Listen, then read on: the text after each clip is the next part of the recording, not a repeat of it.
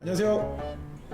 합리적 이상주의자 도영 선생입니다. 네, 오늘 방송은 전 방송에 이어서 깔새에 관련된 얘기를 계속 하고 있습니다. 지난 방송에 예고했던 대로 지금 저기 아래층에서 공사를 하고 있는데 응원의 소리라고 생각을 하고 꿋꿋하게 방송 이어나가겠습니다. 효과음이라고 생각해주세요. BGM.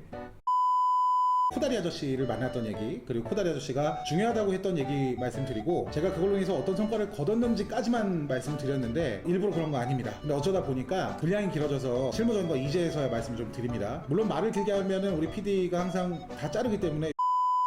먹거리의 경우 제일 먼저 중요한 건요, 디스플레이예요. 보여지는 거. 제가 예시를 하나 드릴게요. 그냥 빵이 하나가 놓여 있어요. 이거 맛있습니다. A라는 빵과 B라는 빵이 있는데 둘 다 맛있어요. 근데 먹어보지 않는 이상 그 맛을 알 수는 없죠. 그 맛을 시각적으로 표현을 해줘야 돼요. 왜? 어차피 소비자는 가지고 있는 자원 안에서 제일 현명한 선택을 하려고 하거든요. 효율적으로. 아무리 맛있는 빵이라도 맛있어 보이지 않으면 제품을 제대로 표현하지 못한다. 그러니까 먹어보지 않는 이상 알 수 없기 때문에 당연히 판매가 좀 지지부진할 수밖에 없겠죠. 먹는 음식을요, 좀 쌓아놓으세요. 풍성하게 보일 수 있도록 만들어주는 게 아주 정말 중요합니다. 위생 관리가 철저히 되는 것처럼 보이는 게 굉장히 중요해요.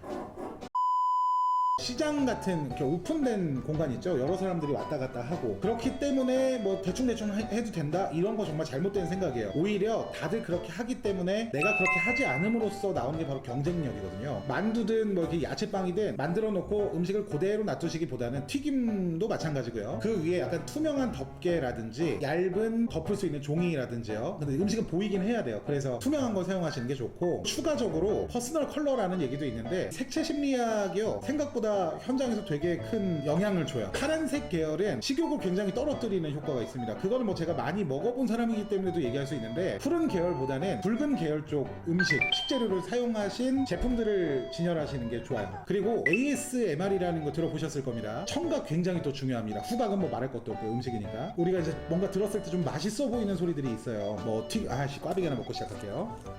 오늘 꽈배기를 준비했습니다. 꽈배기. 이거 어디 하는 거야? 나봤어. 꽈배기 사달라니까 8개 사왔더라고요. 제 사람이 하나인데.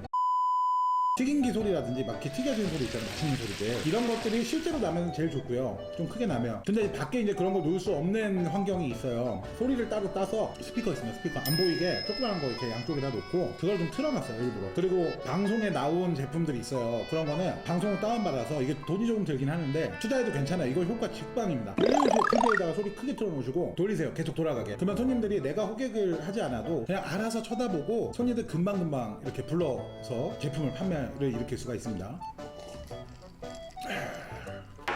센스 없이 우유를 갖다 줘야지, 꽈배기 부르가.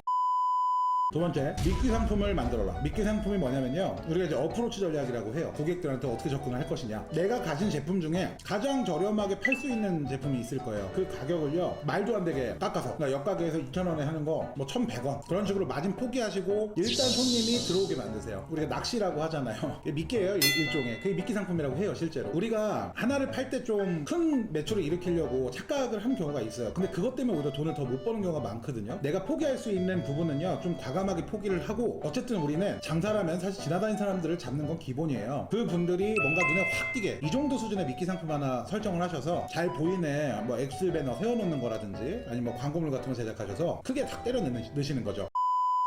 세 번째로요, 판매자의 멘트 정말 중요합니다. 근데 판매자의 멘트가 중요하다 하면 무슨 얘기를 하냐가 중요하다라고 생각하시는 분들이 많으신데요. 물론 그것도 중요한데 사실 더 중요한 거는 발성이에요. 장사는 50%가 자신감이거든요. 자신감이 있어 보이는 모습을 소비자들한테 보여줌으로써, 내지는 목소리가 잘 들리게 함으로써 이 소비자들을 끌어들이는 효과가 분명하게 있습니다. 제가 복식 호흡을 어떻게 하는지 좀 알려드리면 까먹었습니다.